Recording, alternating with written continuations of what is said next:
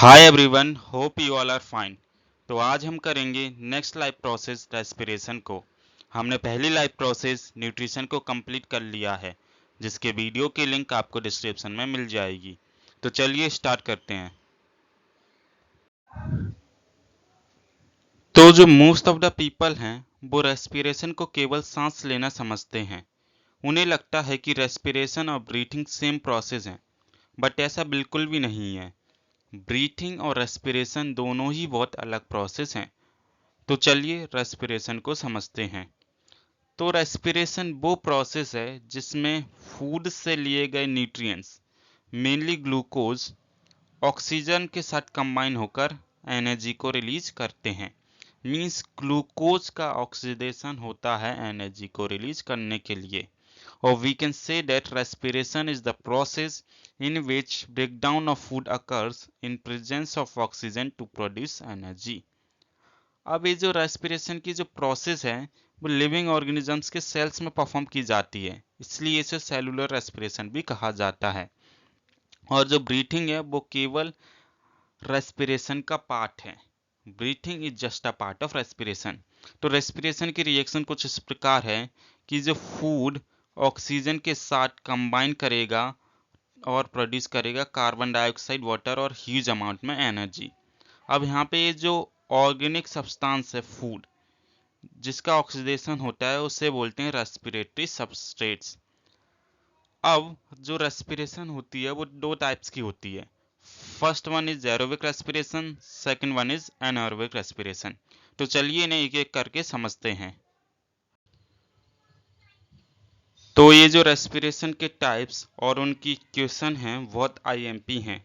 इसमें से सीबीएसई ने कई बार क्वेश्चंस पूछे हैं। तो चलिए इन्हें समझते हैं। Aerobic respiration. एरोबिक रेस्पिरेशन वो प्रोसेस है जिसमें फूड का ब्रेकडाउन होता है ऑक्सीजन की प्रेजेंस में, और एरोबिक रेस्पिरेशन में लार्ज अमाउंट में एनर्जी रिलीज होती है। इसके एग्जांपल्स हैं ह्यूमन बींग्स। तो इसकी रिएक्शन कुछ इस प्रकार है। तो एरोबिक रेस्पिरेशन स्टार्ट होती है सेल में प्रेजेंट साइटोप्लाज्म में और फिनिश होती है माइटोकॉन्ड्रिया में। तो सबसे पहले साइटोप्लाज्म में ग्लूकोज का ब्रेकडाउन या फिर कन्वर्जन होता है पायरुवेट और एनर्जी में।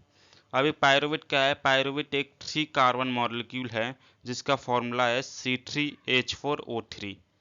देन अब ये जो पायरुवेट है माइटोकॉन्ड्रिया में ऑक्सीजन की प्रेजेंस में कन्वर्ट हो जाता है कार्बन डाइऑक्साइड, वाटर और 38 एटीपी एनर्जी के मॉलिक्यूल में।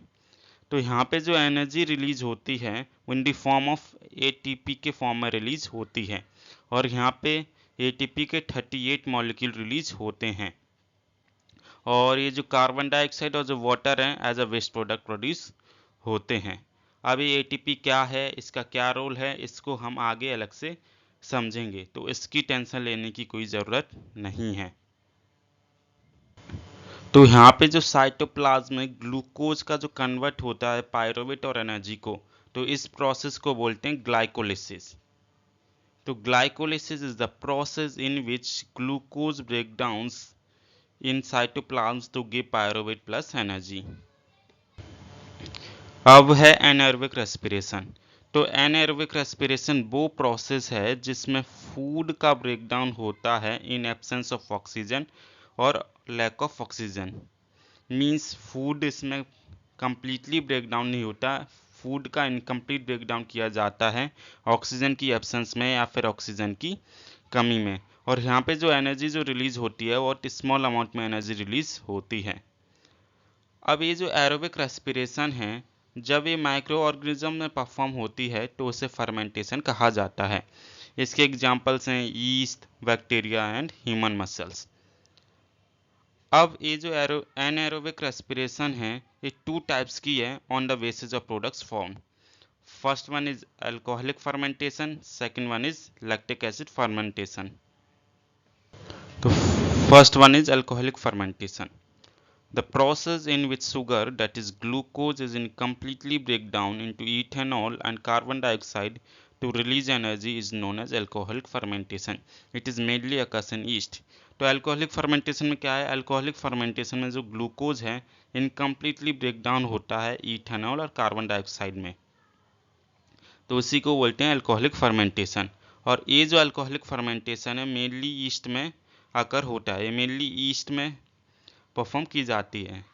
तो इसकी रिएक्शन ऐसे है कि सबसे पहले ग्लूकोज का कन्वर्जन होगा पायरुवेट और एनर्जी में, और ये जो कन्वर्जन होता है वो होता है साइटोप्लाज्म में।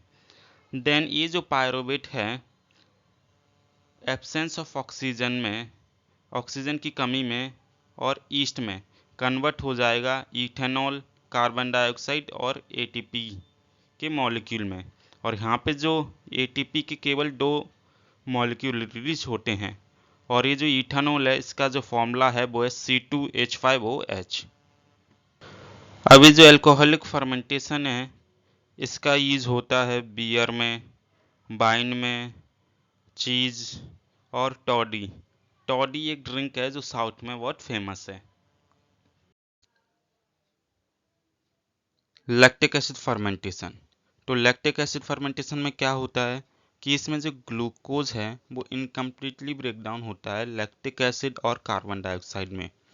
और ये जो लैक्टिक एसिड फर्मेंटेशन है मेनली हमारे मसल सेल्स में परफॉर्म होता है। तो इसकी रिएक्शन देख लेते हैं कि जो सबसे पहले जो ग्लूकोज है वो पायरुवेट और एनर्जी में कन्वर्ट होगा। देन ये जो पायरुवेट है हमारे मसल सेल्स और ऑक्सीजन की कमी में कन्वर्ट हो जाएगा लैक्टिक एसिड में, जिसका फॉर्मूला है C3H6O3 और एटीपी के 2 मॉलिक्यूल में। अब ये जो लैक्टिक एसिड फर्मेंटेशन है इसका यूज होता है मिल्क से कर्ड का फॉर्मेशन करने में। तो ये जो मिल्क का कर्ड में जो कन्वर्जन होता है, मतलब जब हम दूध से दही बनाते हैं तो एक बैक्टीरिया की हेल्प से फॉर्मेशन होता है, जिस बैक्टीरिया को बोलते हैं लैक्टिक एसिड बैक्टीरिया। तो जब ये लैक्टिक एसिड बैक्टीरिया मिल्क में प्रेजेंट केसिन प्रोटीन के साथ रिएक्ट करता है तब ये जो मिल्क है वो कर्ड में कन्वर्ट हो जाता है। तो कभी आपने नोटिस किया होगा कि जब हम रनिंग करते हैं या फिर कोई भी हैवी फिजिकल एक्सरसाइज करते हैं एक लंबे समय तक, तो हमारी जो मसल्स हैं उसमें क्रैम्प होना स्टार्ट हो जाता है, यानी मसल्स में पेन होना स्टार्ट हो जाता है। ऐसा इसलिए होता है क्योंकि वहाँ पे जो हमारी जो मसल सेल्स हैं वहाँ पे लैक्टिक एसिड का प्रोडक्शन होता है।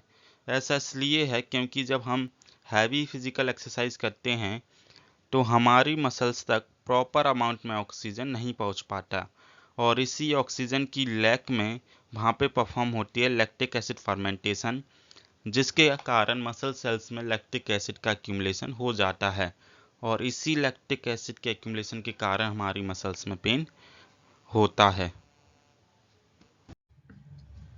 तो चलिए ग्लूकोज के ब्रेकडाउन को एक पाथवे की हेल्प से समझ लेते हैं। अब एक पाथवे है ये भी बहुत इंपॉर्टेंट है, इससे भी सीबीएसई ने कई बार क्वेश्चंस पूछे हैं। तो चलिए इसे समझते हैं। तो सबसे पहले सेल में प्रेजेंट साइटोप्लाज्म में ग्लूकोज का कन्वर्जन होता है पायरुवेट और एनर्जी में, और इस कन्वर्जन की प्रोसेस को कहते हैं ग्लाइकोलिसिस। जब ग्लूकोज साइटोप्लाज्म में कन्वर्ट हो जाता है पायरुवेट और स्मॉल अमाउंट में एनर्जी रिलीज होती है, इस कन्वर्जन की प्रोसेस को कहते हैं ग्लाइकोलिसिस। अब ऑक्सीजन की एब्सेंस में ये जो पायरुवेट है कन्वर्जन हो जाता है एथेनॉल, कार्बन डाइऑक्साइड और एनर्जी में, और ये जो प्रोसेस है ये होती है ईस्ट में। तो जो ये ईस्ट है, ईस्ट का यूज होता है केक और ब्रेड को बनाने में। जो केक की जो सॉफ्टनेस और जो स्पॉन्जीनेस जो होती है वो इसी ईस्ट के कारण आती है। जब ईस्ट का जो फर्मेंटेशन किया जाता है तो एयर बबल्स रिलीज होते हैं जिसमें कार्बन डाइऑक्साइड प्रेजेंट रहती है। तो इसी एयर बबल्स के रिलीज होने के कारण जो केक है वो स्पॉन्जीनेस या फिर सॉफ्टनेस उसमें आ जाती है। अब लैक ऑफ ऑक्सीजन में ये जो पायरुवेट है ये कन्वर्ट हो जाता है लैक्टिक एसिड और एनर्जी में, और ये होती है हमारी मसल सेल्स में। तो ये हम देख चुके हैं कि इसी लैक्टिक एसिड के कारण हमारी जो मसल्स हैं उसमें पेन होता है जब हम कोई भी हैवी फिजिकल एक्सरसाइज करते हैं। अब ये जो पायरुवेट है ऑक्सीजन की प्रेजेंस में इसका कन्वर्जन हो जाता है कार्बन डाइऑक्साइड, वाटर और एनर्जी में, और ये जो प्रोसेस होती है ये होती है माइटोकॉन्ड्रिया, जिसको सेल का पावर हाउस भी बोला जाता है। चलिए अब एटीपी के बारे में समझ लेते हैं। तो एटीपी का फॉर्मूला है C10H16N5O13P3। तो एटीपी का फुल फॉर्म होता है एडेनोसिन ट्राइफॉस्फेट। एटीपी को कहा जाता है सेल की एनर्जी करेंसी। अब जो रेस्पिरेशन में जो एनर्जी रिलीज होती है उसका यूज होता है एटीपी मॉलिक्यूल बनाने के लिए, और यही जो एटीपी है रिस्पॉन्सिबल होता है सेल के अंदर जितनी भी जो एक्टिविटीज़ परफॉर्म होती हैं उनको एनर्जी प्रोवाइड कराने के लिए। तो जो एटीपी है वो ब्रेक डाउन हो जाता है, और ब्रेक डाउन होने पर एक फिक्स्ड अमाउंट में एक एनर्जी रिलीज करता है, जिसकी हेल्प से जो सेल के अंदर जो एंडोथर्मिक रिएक्शंस हो रही होती हैं उन्हें एनर्जी मिलती है। तो एंडोथर्मिक रिएक्शंस वो रिएक्शन होती हैं जिसके लिए अपन को एनर्जी या फिर हीट की रिक्वायरमेंट होती है उन्हें परफॉर्म कराने के लिए। तो ये था एटीपी के बारे में। बस हमें केवल 3 बातें याद रखनी है। इसका फुल फॉर्म जो कि एडेनोसिन ट्राइफॉस्फेट, ये सेल की एनर्जी करेंसी होती है, और जो रेस्पिरेशन में जो एनर्जी रिलीज होती है वो in the form of ATP molecule होती है। That's it. तो चलिए अब रेस्पिरेशन की स्टेजेस को समझते हैं। तो ये जो रेस्पिरेशन की जो प्रोसेस है वो 2 स्टेजेस में कंप्लीट होती है। First stage is external respiration and second stage is internal respiration. External respiration, अभी जो एक्सटर्नल रेस्पिरेशन है इसके भी 2 पार्ट्स हैं। पहला पार्ट है ब्रीथिंग। तो ब्रीथिंग वो प्रोसेस है जिसमें ऑर्गेनिज्म एयर कंटेनिंग ऑक्सीजन को इनहेल करता है और एयर कंटेनिंग कार्बन डाइऑक्साइड को बॉडी के बाहर रिलीज या एक्सहेल करता है। तो ब्रीथिंग केवल ऑक्सीजन को इनहेल करना और कार्बन डाइऑक्साइड को रिलीज करने की प्रोसेस है। एक्सटर्नल रेस्पिरेशन का सेकंड पार्ट है गैसियस एक्सचेंज। तो इसमें लंग्स में से जो ऑक्सीजन है वो डिफ्यूज हो जाता है ब्लड में, और ब्लड में प्रेजेंट कार्बन डाइऑक्साइड डिफ्यूज हो जाती है लंग्स में। मींस लंग्स में से जो ऑक्सीजन है वो ब्लड में पहुंच जाता है और ब्लड में से कार्बन डाइऑक्साइड लंग्स में। रेस्पिरेशन की सेकंड स्टेज है इंटरनल रेस्पिरेशन। तो इसमें आर्टेरियल ब्लड और ब्लड सेल्स के बीच गैसियस एक्सचेंज होता है।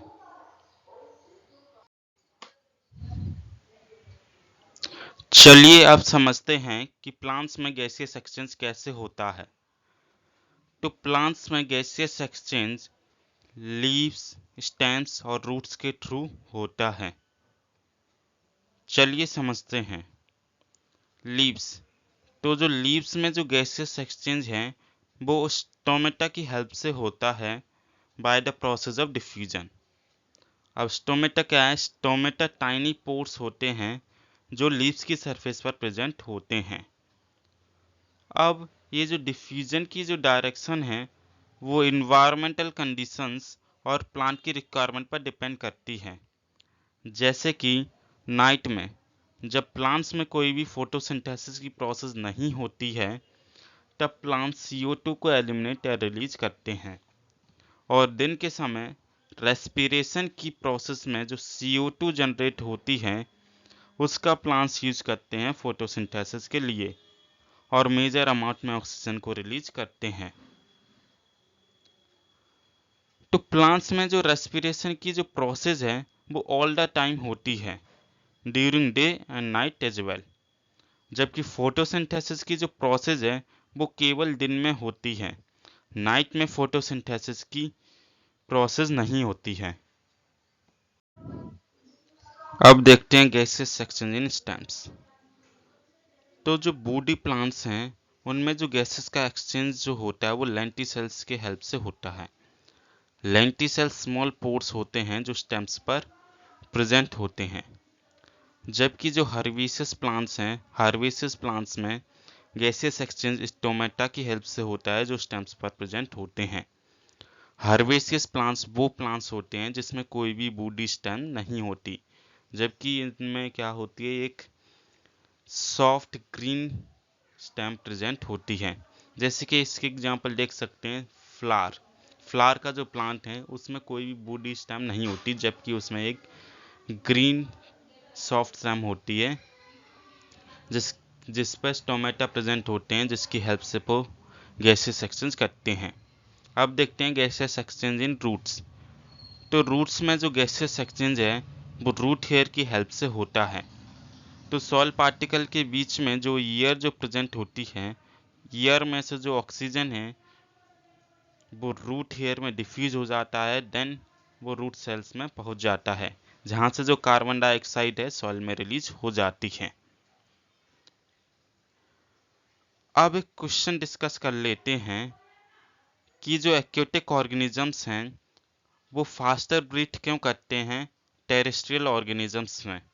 तो उसका आंसर ये है कि जो एक्वेटिक ऑर्गेनिजम्स हैं वो वाटर में डिसॉल्व्ड ऑक्सीजन का यूज करते हैं रेस्पिरेशन के लिए, और ये जो ऑक्सीजन का जो अमाउंट है जो वाटर में डिसॉल्व है वो कम होता है as compare to oxygen present in the air. इसलिए जो एक्वेटिक ऑर्गेनिजम्स हैं वो फास्टर ब्रीथ करते हैं ताकि जो ज़्यादा से ज़्यादा वो ऑक्सीजन को एक्यूमुलेट कर सकें, जबकि जो टेरेस्ट्रियल जो ऑर्गेनिजम्स हैं वो ऑक्सीजन को डायरेक्टली एयर से ऑब्टेन कर सकते हैं, इसलिए उन्हें फास्टर ब्रीथ करने की ज़रूरत नहीं पड़ती और उनमें क्या होती है, स्लो ब्रीथिंग रेट होती है। चलिए अब कुछ एनिमल्स और उनमें प्रेजेंट रेस्पिरेटरी सरफेस को देख लेते हैं। तो ये जो रेस्पिरेटरी सरफेस हैं इनमें से सीबीएसई ने एक दो बार क्वेश्चंस पूछे हैं, तो थोड़ा बहुत इन्हें बस याद कर लेना कि किस एनिमल्स में कौन सा रेस्पिरेटरी सरफेस प्रेजेंट है। तो जो बर्ड्स, लिजर्ड्स और जो टेरेस्ट्रियल ऑर्गेनिजम्स में उनमें जो रेस्पिरेटरी सरफेस है वो है लंग्स। ग्रासोफर, मॉस्किटो, हाउसफ्लाई, इनमें जो रेस्पिरेटरी सरफेस है वो स्पाइरिकल्स एंड एयर ट्यूब्स।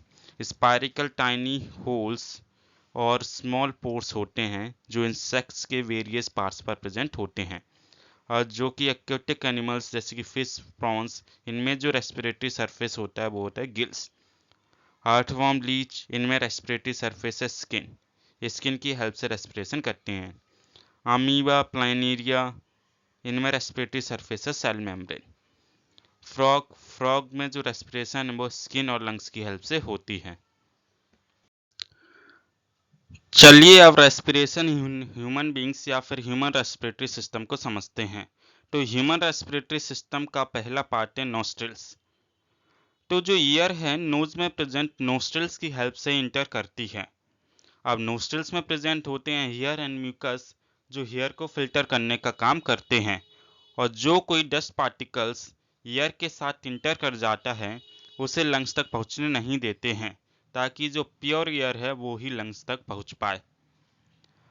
तो अब जो ईयर है नेसल पासेस के होते हुए फेरिंग्स में आ जाती है। फेरिंग्स कॉमन एरिया है for both wind pipe that is trachea and food pipe oesophagus के लिए। यहाँ पे बकल कैविटी और नसल कैविटी दोनों ही मिलते हैं। नाउ फेरिंग्स में से जो ईयर है लैरिंग्स में आ जाती है। लैरिंग्स को वॉइस बॉक्स और साउंड बॉक्स भी कहा जाता है। हम जो साउंड प्रोड्यूस करते हैं या फिर कोई भी वॉइस प्रोड्यूस करते हैं वो इसी लैरिंग्स की हेल्प से करते हैं। अब आपके मन में क्वेश्चन आ रहा होगा कि जो फेरिंग्स हैं उसमें फूड पाइप और विंड पाइप दोनों मिलते हैं, तो जो हम फूड इनटेक करते हैं वो विंड पाइप में क्यों नहीं जाता। तो ऐसा इपिग्लोटिस की प्रेजेंस की वजह से होता है।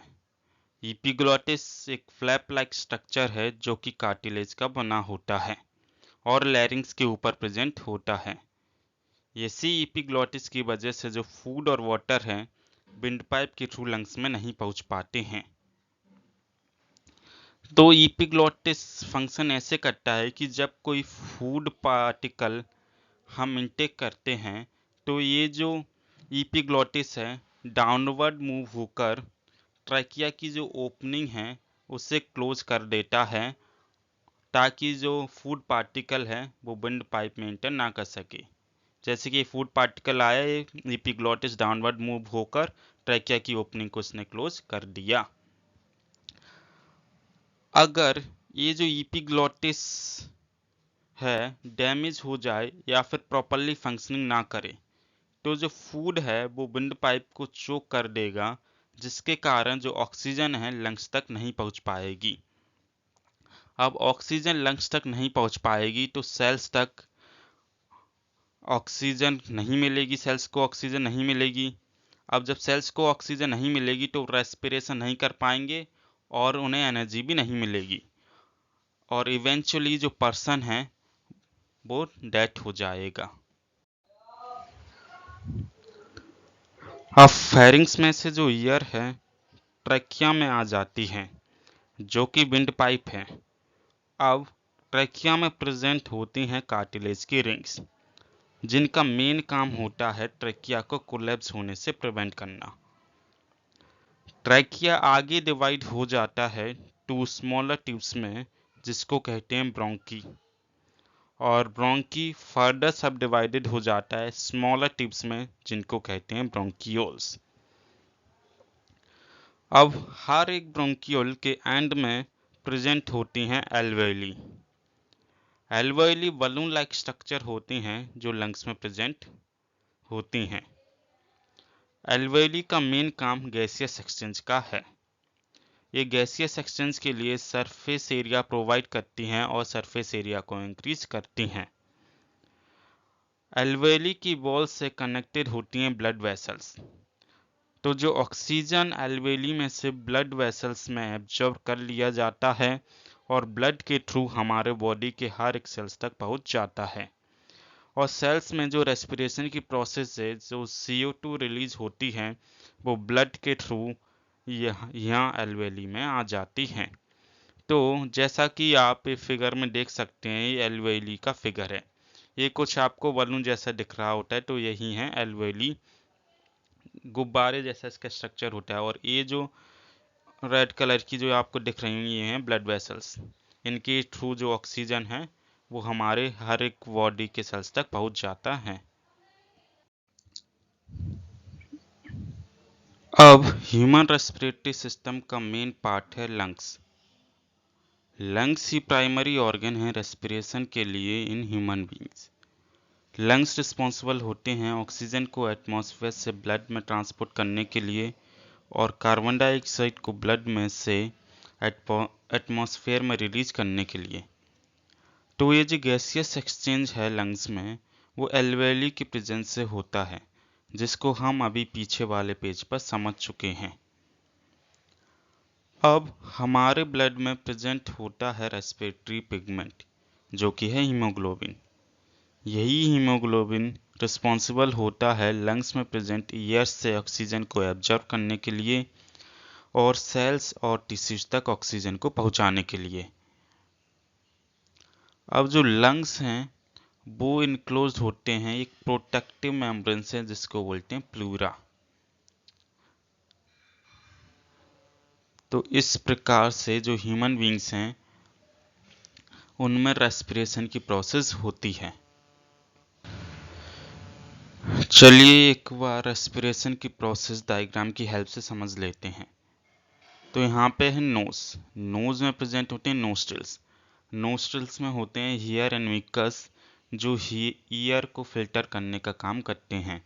देन जो ईयर है नेसल पासेस के होते हुए यहाँ पे फेरिंग्स में आ जाती है। अब फेरिंग्स वो एरिया है जहाँ पे नेसल पैसेज और माउथ कैविटी दोनों मिलते हैं, मीन्स कॉमन एरिया होता है माउथ और नोज के लिए। देन फेरिंग्स लैरिंग्स के होते हुए ट्रैकिया में आ जाती है। अब लैरिंग्स को कहा जाता है वॉइस बॉक्स और साउंड बॉक्स, जिसकी हेल्प से हम साउंड प्रोड्यूस करते हैं। देन लैरिंग्स के बाद ईयर ट्रैकिया में आ गई। अब ट्रैकिया में ये जो आप देख सकते होंगे ये हैं रिंग्स ऑफ कार्टिलेज। तो इनका मेन काम होता है ट्रैकिया को कोलेप्स होने से प्रिवेंट करना when there is no air in it.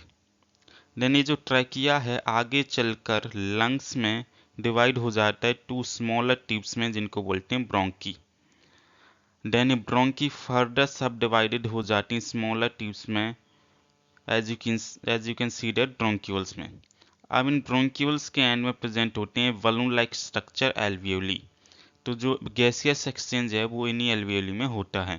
तो जो ईयर है एयर में से जो ऑक्सीजन है यहाँ पे जो एल्वेली से कनेक्टेड ब्लड वेसल्स में एब्जॉर्ब कर लिया जाता है, और एब्जॉर्ब कौन करता है? हीमोग्लोबिन, जो रेस्पिरेटरी पिगमेंट है। तो ये जो ब्लड में हीमोग्लोबिन है, रेस्पिरेटरी पिगमेंट, ये ऑक्सीजन को एब्जॉर्ब करके पूरी सेल्स और टिश्यूज तक पहुंचा देता है। अब जहाँ पे होती है रेस्पिरेशन की प्रोसेस, तो वहाँ पे रेस्पिरेशन की प्रोसेस होती है तो carbon dioxide as a waste product release होती है। तो ब्लड के थ्रू यहाँ पे एल्वेली में लाई जाती हैं, और एल्वियोली से bronchioles, then bronchi, trachea and nose के थ्रू वो बाहर रिलीज हो जाती है। तो ऐसे होती है रेस्पिरेशन की प्रोसेस इन ह्यूमन बींग्स। चलिए अब रिब्स और डायफ्राम के बारे में समझ लेते हैं। तो रिब्स क्या है? रिब्स एक 12 पेयर ऑफ बोन्स होती हैं जो एज ए केज फॉर्म में प्रेजेंट होती है हमारी थोरैक्स कैविटी में। जैसा कि आप इस फिगर में देख सकते हैं, ये है रिब केज। तो इनके अंदर हमारी जो लंग्स है और हार्ट प्रेजेंट होते हैं। इनका मेन काम है लंग्स और हार्ट को आउटसाइड इंजरी से प्रोटेक्ट करना। अब है डायफ्राम। तो डायफ्राम एक मसल का पार्टीशन होता है थोरैक्स कैविटी या फिर चेस्ट कैविटी और एब्डोमेन में। जैसे कि आप इस फिगर में देख सकते हैं, ये हमारी है चेस्ट कैविटी और ये है डायफ्राम, इसके नीचे होती है हमारा एब्डोमेन। तो ये है हमारा डायफ्राम। तो जब हम एयर को इनहेल करते हैं तो जो डायफ्राम है वो कॉन्ट्रैक्ट और फ्लैट हो जाता है और चेस्ट कैविटी को इंक्रीज कर देता है, so that more and more air can be pulled into the lungs, ताकि जो मैक्सिमम अमाउंट में जो ऑक्सीजन है वो एल्वियोली में ऑब्जर्व हो सके। और जब हम एयर को एक्सहेल करते हैं तो डायफ्राम है रिलैक्स हो जाता है और एयर है जो बॉडी से पुश आउट हो जाती है। Mechanism of gaseous exchange in humans. तो ह्यूमन बींग्स में जो गैसियस एक्सचेंज है वो 3 स्टेप्स में कंप्लीट होता है। First step is inhalation. It is the process of taking in oxygen from atmosphere. Inhalation में क्या करते हैं? हम एटमॉस्फेयर से ऑक्सीजन को इनटेक करते हैं। Second one is exchange of oxygen and carbon dioxide in alveoli. Oxygen is taken up by blood from alveoli to blood vessels. Blood release carbon dioxide into alveoli that it brings from the whole body. तो जो oxygen है वो alveoli में से blood में absorb कर लिया जाता है, और जो पूरी बॉडी में से कार्बन डाइऑक्साइड जो ब्लड लेकर आता है वो यहाँ एल्वेली में रिलीज हो जाती है। Third step is exhalation. It is a process of giving out carbon dioxide from lungs to atmosphere. तो एक्सहेलेशन वो प्रोसेस है जिसमें हम लंग्स में से जो कार्बन डाइऑक्साइड है वो एटमॉस्फेयर में रिलीज करते हैं। चलिए अब रेस्पिरेटरी पिगमेंट के बारे में समझ लेते हैं। तो जो हायर ऑर्गेनिजम्स होते हैं या फिर ऐसे एनिमल्स जिनके बॉडी साइज बहुत लार्ज होता है, उनमें जो डिफ्यूजन प्रेशर है वो ऑक्सीजन की डिलीवरी नहीं कर सकता बॉडी के सभी पार्ट्स में। ऐसा इसलिए क्योंकि डिफ्यूजन जो है वो बहुत स्लो प्रोसेस है। अगर डिफ्यूजन की हेल्प से ऑक्सीजन मूव होगा बॉडी में तो इसे 3 इयर्स लग जाएंगे एक ऑक्सीजन के मॉलिक्यूल को लंग्स से पैर की उंगली तक पहुंचने के लिए। इसलिए हायर ऑर्गेनिजम्स में रेस्पिरेटरी पिगमेंट प्रेजेंट होता है ऑक्सीजन की डिलीवरी के लिए। तो ह्यूमन बींग्स में रेस्पिरेटरी पिगमेंट है हीमोग्लोबिन। ये रेड ब्लड सेल्स में प्रेजेंट होता है और जो ब्लड का रेड कलर होता है वो इसी हीमोग्लोबिन की प्रेजेंस से होता है। Haemoglobin has very high affinity for oxygen. ये लंग्स में प्रेजेंट एल्वियोली में ऑक्सीजन के साथ अटैच हो जाता है और ऑक्सी हीमोग्लोबिन कंपाउंड बना लेता है और ऑक्सीजन को सभी बॉडी पार्ट्स तक पहुंचा देता है। तो आप लोगों को मालूम होगा कि हमारी बॉडी को आयरन मिनरल की ज़रूरत होती है। ऐसा इसलिए है क्योंकि हमारी बॉडी आयरन का यूज करती है हीमोग्लोबिन को बनाने के लिए। अगर हमारी बॉडी को प्रॉपर अमाउंट में आयरन नहीं मिलेगा तो हमारी बॉडी इनफ अमाउंट में हीमोग्लोबिन प्रोड्यूस नहीं होगा, जिससे जो ब्लड की ऑक्सीजन कैरिंग कैपेसिटी कम हो जाएगी और पर्सन को आयरन डेफिशिएंसी डिजीज एनीमिया हो जाएगी। इसलिए हमें ग्रीन लीफी वेजिटेबल्स जैसे कि पालक वगैरह खाना चाहिए जिससे हमारी बॉडी को प्रॉपर अमाउंट में आयरन मिल सके। तो जो हीमोग्लोबिन है इसकी हाई एफिनिटी होती है कार्बन मोनोऑक्साइड के लिए देन ऑक्सीजन। कार्बन मोनोऑक्साइड एक पॉइजनस गैस है जो तब प्रोड्यूस होती है जब कोई भी जो फ्यूल है वो इनकम्प्लीट वन हो रहा होता है। तो जब कोई पर्सन ऐसे इन्वायरमेंट में रहता है जैसे कि इंडस्ट्रीज वगैरह जहाँ की एयर में मच कार्बन डाइऑक्साइड प्रेजेंट होती है, तो वहाँ पे जो पर्सन की बॉडी है रेड ब्लड सेल में ऑक्सीजन को रिप्लेस कर देती है कार्बन मोनोऑक्साइड से, और जो कार्बन मोनोऑक्साइड का लेवल है वो ब्लड में इंक्रीज हो जाता है और ऑक्सीजन की कमी हो जाती है, जिसके कारण सेल्स को एनर्जी नहीं मिलती एंड इवेंचुअली पर्सन की डेथ भी हो सकती है। इसी को बोलते हैं कार्बन मोनोऑक्साइड पॉइजनिंग। अब कुछ क्वेश्चंस कर लेते हैं। ये जितने भी क्वेश्चंस हैं ये सारे प्रीवियस ईयर क्वेश्चंस या फिर एनसीईआरटी एग्जाम्पलर के क्वेश्चन हैं। तो पहला क्वेश्चन है the energy release during cellular respiration is used to synthesise. ये पूछ रहे हैं कि जो एनर्जी रिलीज होती है रेस्पिरेशन में वो अल्टीमेटली क्या बनाती है। हम सभी को मालूम है एज अ फॉर्म वो एटीपी मॉलिक्यूल बना लेती है, तो इसका आंसर है सी, दैट इज एटीपी। अब सेकंड क्वेश्चन में पूछ रहे हैं कि एक टेस्ट ट्यूब है जिसमें लाइम वाटर रखा गया है और हमने अपने माउथ से उसमें एयर को ब्लो किया तो लाइम वाटर मिल्की हो गया due to the presence of. हमें मालूम है हम कौन सी गैस रिलीज करते हैं, कार्बन डाइऑक्साइड। तो लाइम वाटर किसकी वजह से मिल्की टर्न हुआ, कार्बन डाइऑक्साइड की वजह से, तो इसका आंसर है B, that is carbon dioxide. अब 3, the function of the lining of mucus in the nasal passage of human beings is to. अब जो नेसल पासेज में जो म्यूकस प्रेजेंट होता है उसका फंक्शन क्या है। We all know that mucus and hair जो प्रेजेंट होते हैं नेसल पासेज में वो क्या करते हैं, एयर को फिल्टर करते हैं, तो इसका आंसर है C, that is filter the air that we breathe in. Fourth question is what is the correct sequence of air passes during inhalation. तो ऑप्शंस देखते हैं। ऑप्शन ए नोस्ट्रिल्स, लैरिंग्स, ये देन फेरिंग्स। अब ये तो होता नहीं है क्योंकि पहले फेरिंग्स में जाती है देन लैरिंग्स में। देन बी ऑप्शन है नेसल पासेज, ट्रैकिया, फेरिंग्स, ये भी गलत है, पहले एयर जाएगी फेरिंग्स में देन ट्रैकिया में। अब ऑप्शन सी लैरिंग्स नोस्ट्रिल्स, ये तो सरासर गलत है क्योंकि नोस्ट्रिल से तो एयर इंटर होती है देन लैरिंग्स, तो इसका करेक्ट आंसर है option D, that is nostrils then pharynx then larynx then trachea then finally alveoli. Fifth question is a assertion type question. इसमें असर्शन दे रहे हैं the rate of breathing in aquatic organism is much lower than that seen in terrestrial organisms. अब इसमें कह रहे हैं कि जो एक्वेटिक ऑर्गेनिजम्स हैं उनकी ब्रीथिंग रेट स्लोअर होती है टेरेस्ट्रियल ऑर्गेनिजम्स हैं, तो ये तो गलत है क्योंकि जो एक्वेटिक ऑर्गेनिजम्स हैं उनकी जो ब्रीथिंग रेट है वो टेरेस्ट्रियल ऑर्गेनिजम्स के कंपेरिजन में बहुत फास्टर होती है, तो असर्शन तो गलत है। Reason the amount of oxygen dissolve in water is very low as compare to the amount of oxygen in air. Reason सही है कि जो डिजोल्व जो ऑक्सीजन है वाटर में वो लो होता है as compare to the amount of oxygen in air, तो इसका आंसर है D, that is assertion is false but reason is true.